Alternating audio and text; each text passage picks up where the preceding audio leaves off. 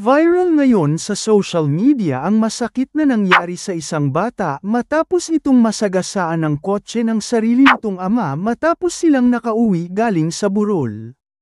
Ibinahagi ng kanyang ina sa social media na si Sid Amber de Jesus. Ang masakit na nangyari dahil sa aksidente na hindi nila inaasahan.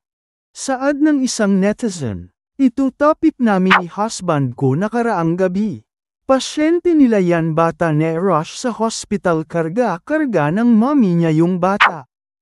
Pagpasok ng emergency then pinulsuhan at agad-agad na tinubuhan, kaso wala na talaga, daddy niya daw nakabangga dyan sobrang sakit isipin." Nagbahagi naman ang ina ng batang si Choi ng isang kuha sa CCTV footage sa loob ng kanilang bahay na kung saan nakita pa niyang pumasok sa loob ng kanilang bahay si Choi bago pa mangyari ang insidente.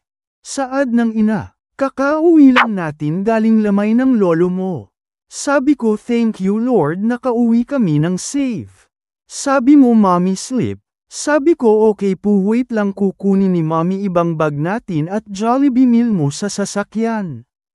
Sa isang minuto na sumunod, pareho ka namin hindi nakita ni daddy na nasa gilid ka na pala ng sasakyan. Anak, paano kami makakalaya sa bangungot na ito? Mahal na mahal ka namin. Sorry Choi. Sorry my baby bo. Sorry sobra mahal ko. Bumalik ka sakin mahal, iingatan kita.